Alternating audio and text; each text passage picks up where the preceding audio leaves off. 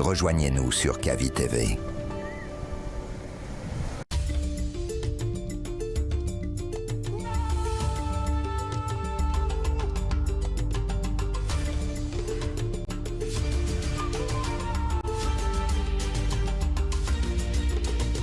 Kavi TV, la télé du développement.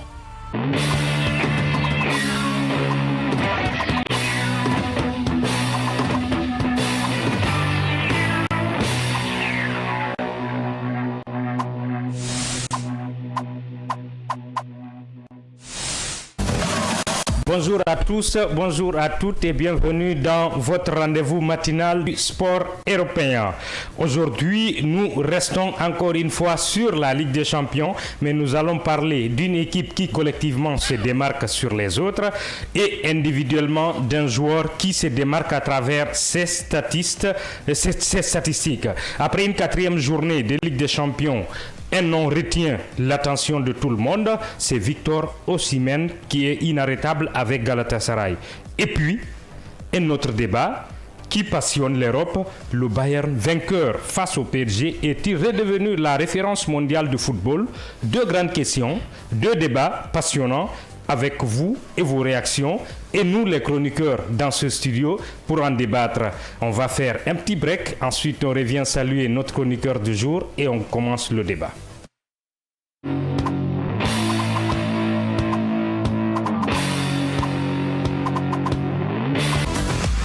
Bonjour à vous, peu importe où vous êtes, que vous soyez auditeur, téléspectateur ou encore internaute sur la page Facebook Kavi TV. Bienvenue, nous sommes vendredi 7 novembre 2025 et c'est le dernier numéro de cette émission au compte de cette semaine. Encore une fois, bienvenue et nous espérons que nous allons passer une bonne des 40 minutes bien remplies en termes de discussion et de débat. Et je vais saluer l'irremplaçable Souaïba Diakité. Oui, le Harry Kane désormais de l'émission, très efficace. Bonjour Jean et bonjour à tous. Alors, bienvenue. Merci bien. Ce qui est sûr, tu as été à la fois défenseur, milieu de terrain, attaquant et parfois même entraîneur cette émission. Cette semaine plutôt dans cette émission. J'ai joué quasiment à tous les postes. ça démontre toute une importance. Oui, c'est aussi l'importance d'être un peu polyvalent.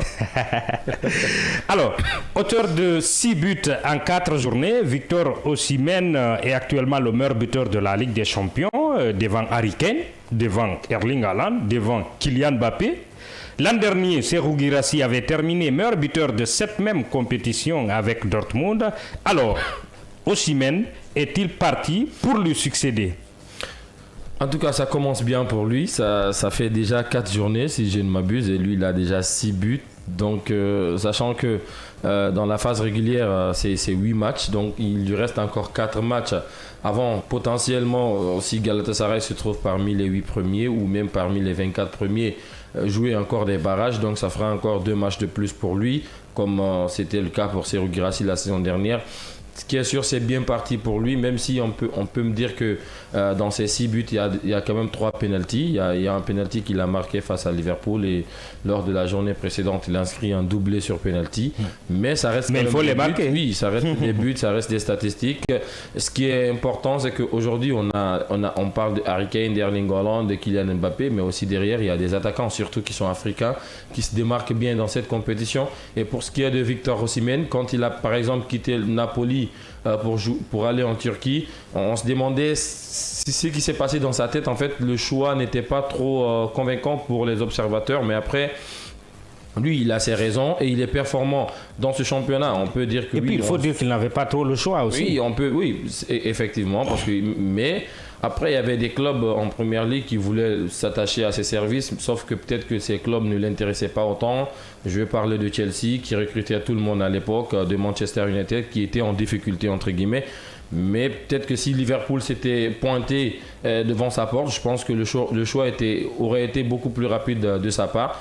Après, on peut dire que oui, on ne regarde pas le championnat turc. Est-ce que Osimhen est maintenant a une valeur marchande sur le marché des transferts? On se rend compte aujourd'hui que ça reste le même joueur qu'on a connu du côté de Napoli, de Lille, partout où il est passé, même en équipe nationale. Ça reste cet attaquant redoutable qui ne laisse... rien au défenseur adverse qui se bat à corps et âme. Il faut rien qu'avoir son premier but lors de ce match. Ça témoigne de toutes les qualités que cet attaquant peut ou pourrait avoir. Moi, je n'avais pas de doute sur sa capacité à marquer des buts. Ça restera un très grand buteur. Et aujourd'hui, s'il se démarque comme étant le meilleur buteur pour l'instant de cette Ligue des Champions, et pour moi, j'ai envie de dire, il a encore de la chance d'accroître encore une fois ses statistiques parce que ça ne serait pas que des grosses écuries pour les prochains matchs pour son club. Alors, vous parlez tout de suite de Galatasaray et d'Osimhen. On se souvient de la brouille qui est arrivée entre lui et son président à Naples, De Laurentiis, qui n'est pas le plus tendre des présidents en Europe. Et il avait en fait beaucoup d'options, mais De Laurentiis ne voulait rien entendre si le cachet qu'il demandait ne venait pas. Et là, il est à Galatasaray. Aujourd'hui, ils sont 9e de cette phase régulière de la Ligue des Champions, disons à quelques points, à 2 points de la 8e place qui les qualifierait directement pour les quarts de finale. Galatasaray aussi a un effectif qui semble tenir la route. Il y a Leroy Sané dont on ne parle pas assez, qui est là. Il y a Gundogan qui est revenu. Il y a Mario Lemina, le Gabonais. Donc il y a une équipe qui semble tenir la route, pas pour aller vers le sacre final. Mauro Icardi. Il y a l'Ivoirien Wilfried Singo, il y a Davinson Sanchez. Donc ça semble tenir la route. Est-ce que on peut dire finalement il a bien fait de choisir Galatasaray malgré que c'était un choix, on peut le dire sans se tromper, c'était un choix par défaut? Non, mais le choix était judicieux de sa part. C'est vrai qu'ils ont accepté aussi les Turcs parce que ça faisait longtemps qu'on ne les voyait pas en Ligue des Champions. Donc ils ont bien préparé le coup. Il y a beaucoup de recrues de ce côté, surtout cette saison. Oui, nous on retient l'arrivée de Victor Osimhen, mais ça c'était depuis la saison dernière.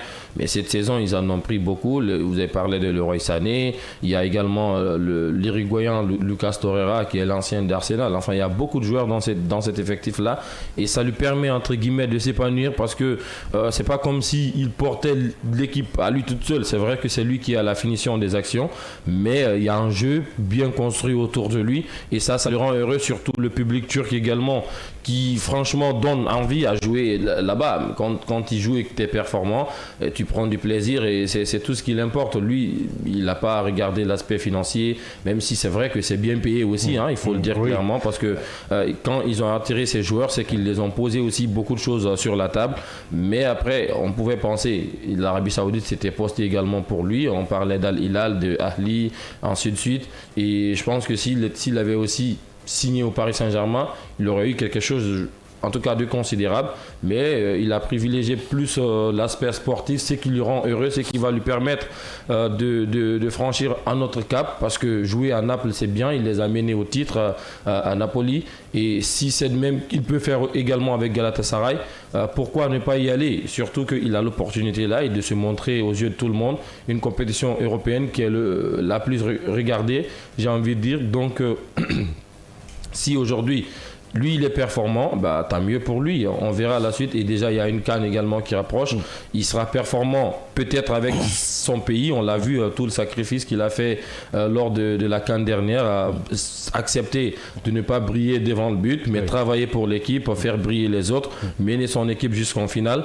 Peut-être qu'il a également au travers de la gorge, il a envie de lui aussi remporter un titre avec sa sélection, on verra. Mais ce qui est sûr, Victor Osimhen aujourd'hui, c'est en tout cas l'un des meilleurs attaquants en Europe. Oui, c'est une référence. Je reviendrai tout de suite sur Osimhen, individuellement l'homme en question. Je rappelle qu'à partir de 8h30, vous, auditeurs, téléspectateurs et même internautes, vous aurez l'occasion de nous joindre et de donner votre avis sur les deux thèmes. On a commencé avec Victor Osimhen et nous allons enchaîner dans quelques minutes avec le Bayern de Munich. Qui est-ce que pour vous en ce moment est la meilleure équipe d'Europe, voire du monde? Les numéros sur lesquels vous pouvez nous joindre, c'est sur le 666 96 74 91 ou encore sur le 629 95 67 67. Ça sera à partir de 8h30 ici à Conakry et partout en Guinée. Alors, je reviens vers vous. Au-delà des buts, Victor Osimhen semble dégager une certaine personnalité. C'est un attaquant, au-delà des buts, il marque beaucoup, mais qui se bat énormément pour son équipe. Vous avez parlé tout de suite de la CAN, mais aussi même le sacre avec Naples. C'était un attaquant qui courait pratiquement plus que tout le monde et qui faisait entre guillemets le sale boulot. Ce qui veut dire qu'en termes d'état d'esprit, c'est un joueur que les grands clubs aiment avoir. Mais pourquoi ça coince quelque part, il semble. Alors hier, je vais lâcher une petite information. J'ai vu que Barcelone voulait s'attacher ses services comme le véritable remplaçant de Robert Lewandowski. On se posait la question, est-ce le profil idéal pour le Barça? Je pense que ce n'est pas la question, mais je pense que c'est non déjà, parce que pour moi, la combativité dont vous parlez, c'est bien pour lui. Il a un style de jeu qui est purement fait pour jouer en première ligue en fait. Oui. Et avec le jeu qu'on connaît, le Barça il va toujours marquer Osimhen, n'importe où il ira, mais le jeu dans les petits espaces, ça peut le poser des problèmes parce que il est technique certes, mais c'est pas aussi soigneux comme des attaquants comme Ferran ou Robert Lewandowski. Pour moi, il y avait des grands clubs, mais la période à laquelle il a quitté Naples, c'était une période un petit peu charnière et qui plus est... Il était en brouille aussi avec son président. De Laurentiis, quand il donne un prix, il ne discute pas. C'est soit vous mettez ça sur la table ou... Surtout, c'était aussi en cours de saison. Il ne pouvait pas prendre les risques de signer dans un top club quitte à par exemple être en difficulté. Donc il a préféré aller en prêt pour l'instant en Turquie pour les 6 mois. Finalement, ça lui a réussi. Il a été adoubé tout de suite par le public et finalement, lui, il a été réclamé et il aurait pu sortir. Je pense qu'il avait été performant également la saison dernière en Ligue Europa. Mais il a voulu revenir parce que l'amour qu'on l'avait montré, lui allait. Donc, il est revenu, il a re-signé un contrat. Finalement, il est au centre du projet. Il n'est pas aussi vieux que ça. Je pense qu'il a 26 ans. Donc, il a beaucoup d'années devant lui. Et moi, ce que j'aime chez lui, c'est son humilité. Il se montre, il fait jamais les grosses têtes, malgré toutes ses performances. On a vu même en sélection, il était Ballon d'Or en titre quand Ademola Lookman avait été plébiscité Ballon d'Or, mais il n'y avait jamais eu de guerre d'ego entre eux. Il se battait pour l'équipe. Il faisait marquer Lookman en sélection. Ça montre à suffisance la personnalité qu'a ce joueur. Il peut avoir du caractère, il peut être sanguin par moment, mais dans son intérêt, il se bat pour son équipe, pour lui, marquer des buts, faire gagner son équipe, défendre aussi. Et c'est le typique du véritable attaquant moderne aujourd'hui qui est Victor Osimhen. On le voit également avec Erling Haaland qui ménage aucun effort dans les matchs, et même Harry Kane qui malgré toutes ses statistiques autour de lui, on l'a vu face au Paris Saint-Germain, il défendait comme un gamin. Et c'est aussi ça aujourd'hui l'état d'esprit qu'un footballeur devrait avoir. Quand je regarde un petit peu Serhou Guirassy, je me demande un peu, j'ai envie qu'il soit un petit peu ce Victor Osimhen là, cet attaquant combatif qui va en duel avec les défenseurs. C'est vrai qu'il a des qualités supérieures, individuelles supérieures à on Osimhen. peut dire peut-être une technique il a une au-dessus qualité de la moyenne supérieure à Victor Osimhen, mais après il a un grand gabarit, il a la taille, il peut aussi aller dans les duels. Et c'est ce qui fait Osimhen, c'est montrer que le talent seul parfois ne suffit pas. Il y a des actions, quand vous vous battez pas, vous marquez pas énormément, et on le voit souvent avec certains attaquants dans les grands matchs parce qu'ils refusent des duels. On sait que dans les grands matchs, les grands défenseurs sont là, ils vont vous rentrer dedans, ils vont vous pousser, ils vont faire des choses, mais on a vu Osimhen face à Liverpool devant deux colosses quand même comme Virgil van Dijk et Ibrahima Konaté, mais voilà, il a fait son match, il a chippé un ballon, il a marqué 2 buts dans ce match. Ça prouve à suffisance.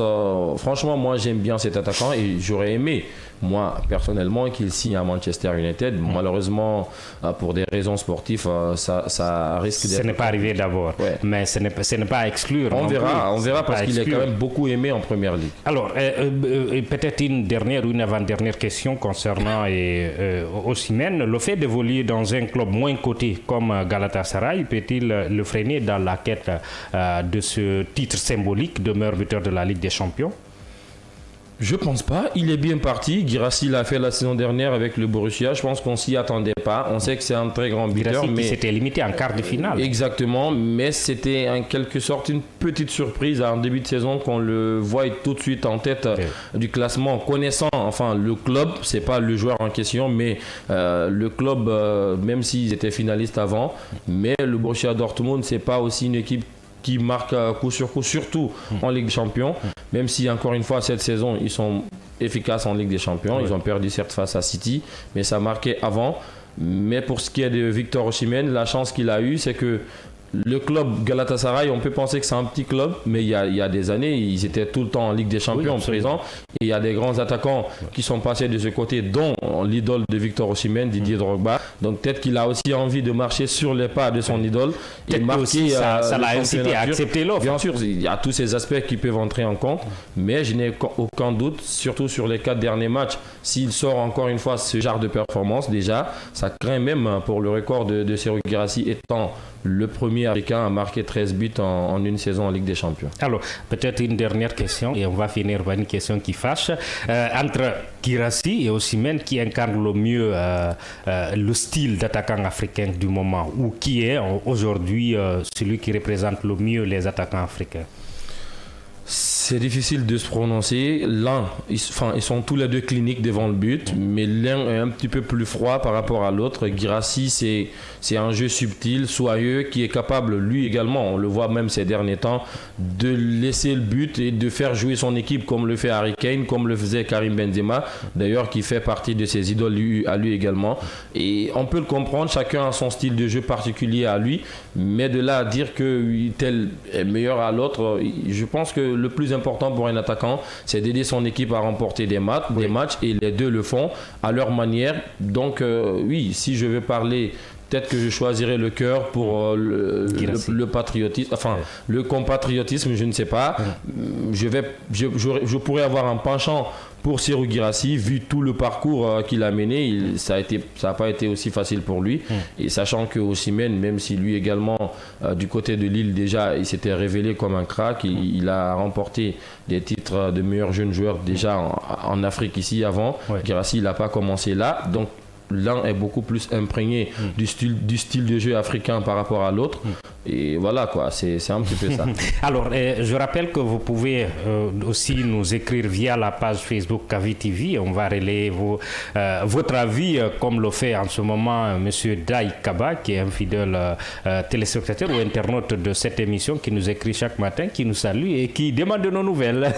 Ça fait vraiment plaisir. Je crois qu'on est vraiment aussi écouté dans les taxis, que ce soit les taximètres ou les passagers. Et vous pouvez nous écrire, vous pouvez aussi nous appeler via le numéro 666 96 74 91 629 95 67 67. On ouvre le débat pour avoir vos opinions à vous. On a les nôtres qu'on est en train d'exposer. On a 30 minutes pour le faire. Et on vous donne 10 minutes pour passer aussi pour donner votre avis. Et c'est extrêmement important. Et cette divergence-là peut nous aider à avoir quelque chose de plus potable. Alors, ça va nous permettre de passer sur le deuxième sujet de ce matin, et on va parler du Bayern Munich.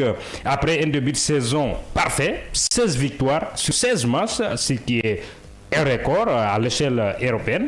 Le Bayern Munich s'imposant face au PSG, champion d'Europe en titre 2 ans cette semaine. Les Bavarois impressionnent, mais sont-ils en ce moment la référence du football européen ou du monde?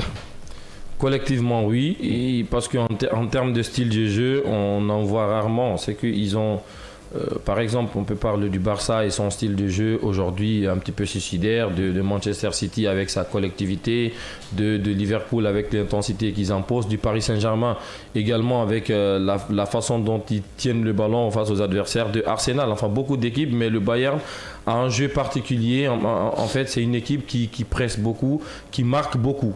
Contrairement aux autres équipes, on pourrait penser, moi, ce qui me touchait un petit peu concernant ce club, c'est que les gens ont tendance à dire que la Bundesliga, c'est facile pour eux, ils peuvent battre tout le monde. Sauf que sur la scène européenne, ils le prouvent également. Donc pour moi, c'est pas comme si le championnat allemand était faible. Pour moi, c'est le Bayern qui est fort. C'est tout simplement cela. Et ce qu'ils sont en train de faire cette saison, je trouve ça franchement incroyable, parce que le record quand même appartenait à l'AC Milan et c'était seulement à 13 victoires si je ne m'abuse. Donc ils ont rétabli un nouveau record depuis quasiment 3 matchs et aujourd'hui ils continuent à gagner. On attendait quand même ce match face au Paris Saint-Germain. On disait que c'était quasiment les deux des meilleures équipes actuelles, si ce n'est les deux meilleures d'ailleurs. Bayern pour son début de saison et le Paris Saint-Germain pour la saison dernière, mais la saison dernière et même dans la continuité, c'est une autre réalité. Certes, ils ont battu le Barça, mais après le Bayern cette saison, c'est franchement impressionnant.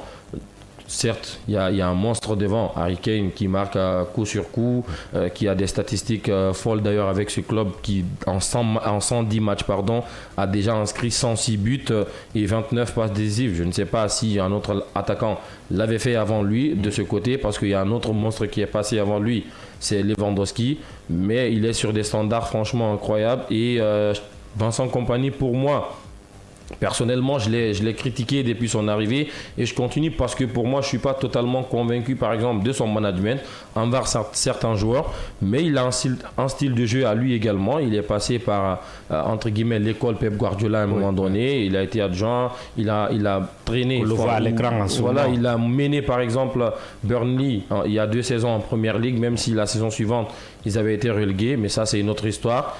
On était surpris de le voir signer au Bayern Munich, un club aussi prestigieux, ambitieux que le Bayern, une institution, j'ai envie de dire.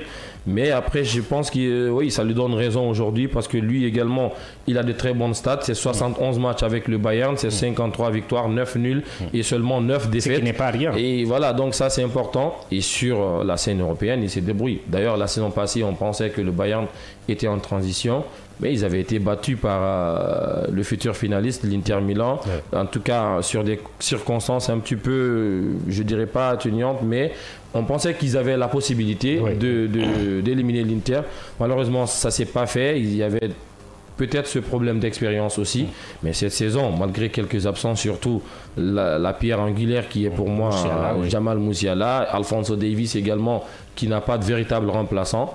Mais ça continue à performer et c'est énorme. Oui, absolument. Et je crois que Kompany, en venant, il ne bénéficiait pas il n'avait pas cette crédibilité. Certains disaient qu'il était là seulement pour dépanner, en attendant que le Bayern Munich retrouve un entraîneur à la hauteur du club.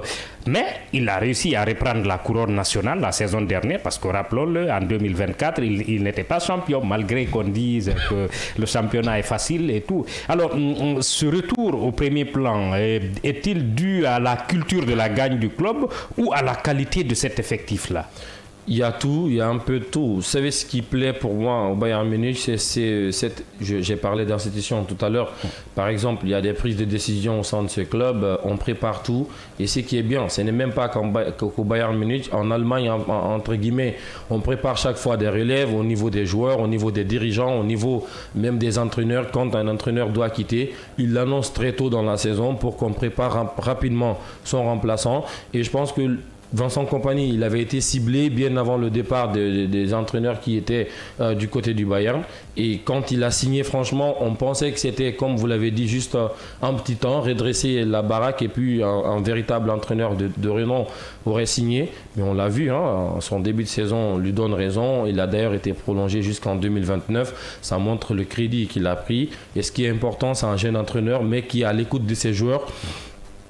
Il n'a pas mis ses joueurs à dos, contrairement à d'autres entraîneurs, par exemple Lampard, qui lui avait des petits soucis avec quelques joueurs, qui disaient tu n'étais pas dans mon plan. Lui, il fait entre guillemets intéresser tout le monde, intégrer tout le monde dans le projet. On le voit, il donne beaucoup de temps de jeu aux jeunes joueurs. J'étais d'ailleurs surpris de voir le jeune Bischoff rentrer face au Paris Saint-Germain, alors qu'il y avait Goretzka, il y avait Raphaël Guerreiro sur le banc. Malheureusement, ça n'a pas donné sur ce match pour le jeune. Peut-être qu'il va retenir des leçons de ce côté. C'est là où aussi il a besoin de progresser, Vincent Kompany, parce que parfois ces changements posent problème quelquefois à ses équipes. Mais c'est un jeune entraîneur, comme je l'ai dit, il apprend. Et pour ceux qui est du Bayern Munich, franchement, c'est une institution, donc les décisions ne sont pas prises à la légère. On réfléchit bien avant de prendre des décisions. Et j'ai été d'ailleurs surpris à la signature de Harry Kane de voir que le Bayern était capable aussi de miser à 100 millions sur un joueur. C'était une surprise. On se disait que ce club ne recrutait pas. Il prenait quelques bons joueurs des clubs rivaux dans le championnat.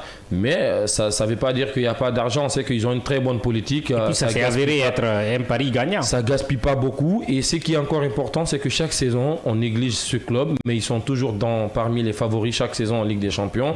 C'est vrai qu'en 2021, c'était un rouleau compresseur qui marchait sur tout le monde. Et ils sont bien partis pour encore une fois faire peur aux gens, parce que l'allure qu'ils ont pris en ce début de saison, je ne vois pas comment ça va flancher, surtout qu'il y a des joueurs qui ont faim, qui ont envie de titre. Harry Kane, qui n'a jamais gagné la Ligue des Champions, il a joué une finale certes avec Tottenham. Michael Olise qui est en train lui aussi de franchir un cap, de passer le statut de bon joueur à grand joueur. Luis Diaz qui a été entre guillemets viré de Liverpool, si je peux le dire comme ça, parce qu'on n'a pas compris son départ. Lui également, il a envie de prouver. Nicolas Jackson, il y a des mecs comme Joshua Kimmich qui continue toujours à donner, Manuel Neuer qui est sur la fin, qui peut vouloir peut-être partir avec un titre à son honneur en Ligue des Champions. Il a 39 ans, il aura 40 ans bientôt. Et d'ailleurs, il faut penser de ce côté, vu que le club est souvent réfléchi, à trouver un remplaçant potentiel à Manuel Neuer. C'est sûr qu'ils ont déjà quelqu'un dans un coin de la tête. Pour moi, ça risque d'être très compliqué parce que l'envergure qu'il a dans ce club, c'est énorme. Donc c'est ce qu'on disait de Kahn lorsqu'il quittait aussi. Oui, mais après, oui, c'est vrai, ils ont su remplacer aussi Thomas Müller. Donc le Bayern a cette culture quand même de prévoir très bien les choses. On attend de voir, mais en tout cas, en ce début de saison, on peut clairement l'affirmer. Pour moi, c'est la meilleure équipe en Europe. Ouais, c'est la meilleure équipe sans sourciller, vous l'affirmez. Clairement. Alors, ils le sont parce qu'ils ont enchaîné 16 victoires de suite ou ils le sont parce qu'ils ont battu le PSG? Non, mais attention, c'est pas que le PSG, ils ont gagné des matchs importants. On a vu face au Borussia Dortmund en classiqueur par exemple. Moi je me demandais, c'est un début de saison certes, mais je m'attendais de voir quand même des véritables tests pour ce Bayern là. Je voulais voir des matchs comme ce classiqueur et ils l'ont bien négocié, d'ailleurs sans forcer le talent. Et face au Bayern Leverkusen également, il y a juste quelques semaines, on disait que le Bayern Leverkusen, avant d'affronter le Bayern Munich, c'était une seule défaite, la première journée où Erik ten Hag avait été savamment battu en 2 matchs et donc après ils avaient enchaîné, donc on se disait oui, ça sera un véritable test pour eux, mais ils les ont tous bien négociés.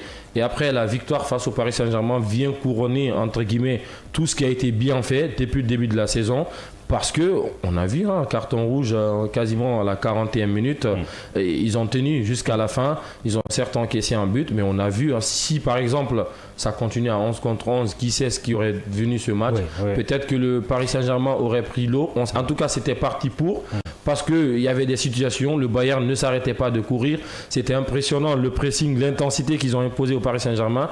J'avais rarement vu cela. Et donc, pour l'ensemble de tout ce qui a été fait en ce début de saison, je pense qu'il mérite d'être considéré comme la meilleure équipe actuelle. Ce n'est pas qu'en battant le Paris Saint-Germain. Alors, hier, en fait un certain chiffre concernant ces records de 16 matchs de suite.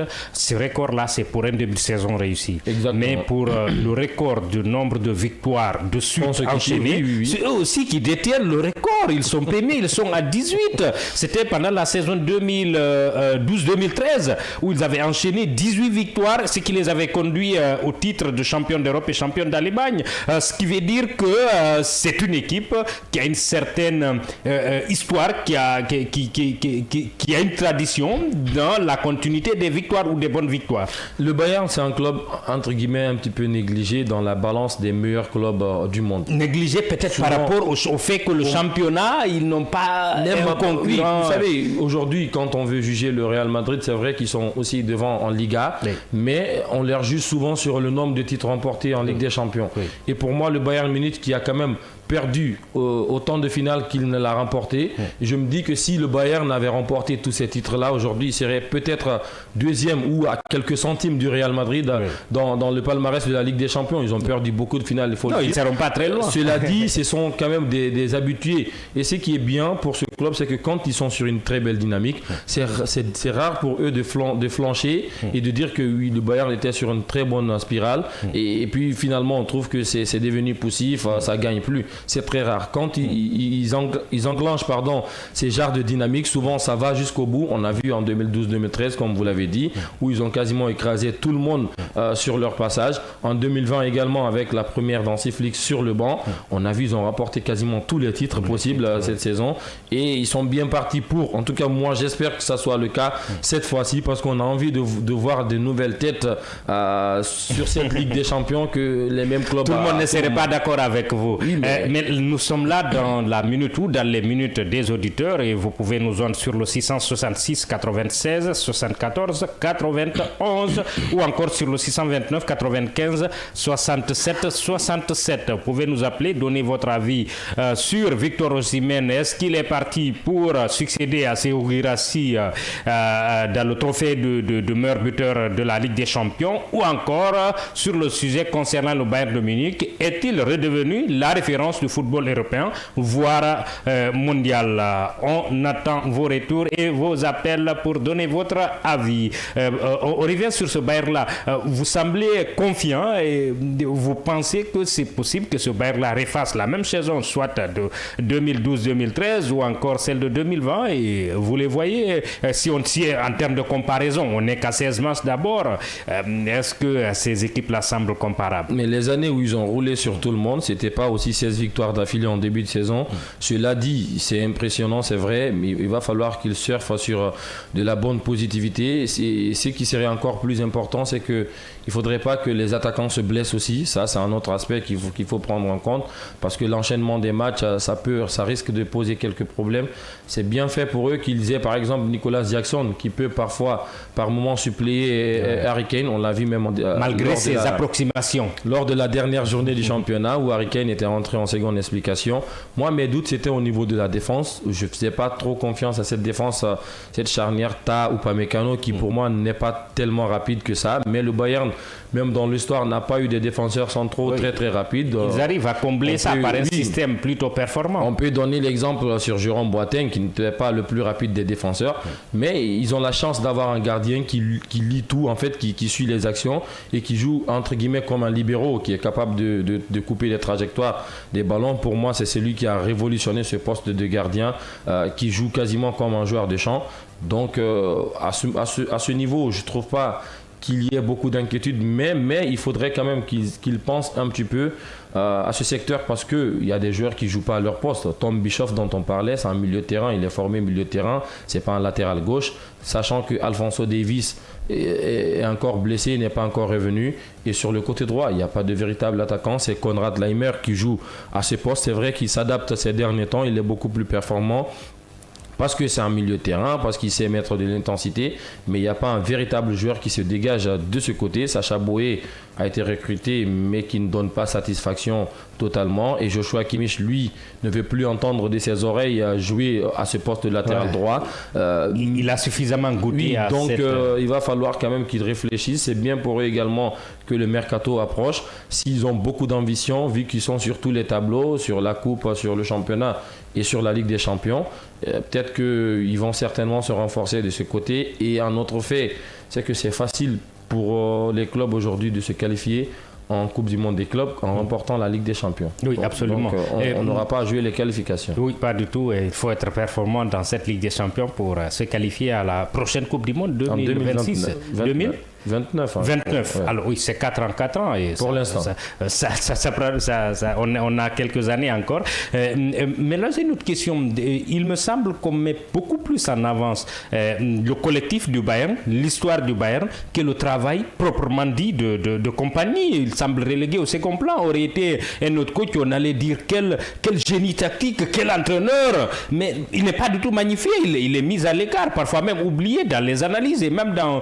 on ne lui tresse pas du tout des lauriers. Mais ce qui est important, c'est la prudence de ce côté. Enfin, les Allemands, ils sont prudents. On ne s'emballe pas très vite. C'est vrai qu'ils sont sur une très bonne dynamique, 16 victoires, mais ils attendent d'abord de remporter peut-être un titre pour juger Vincent Kompany. Moi, il y a quelqu'un qui me disait cette semaine que c'était le meilleur entraîneur de l'histoire du Bayern. Je lui ai posé la question. Le Bayern a déjà combien de Ligue des Champions?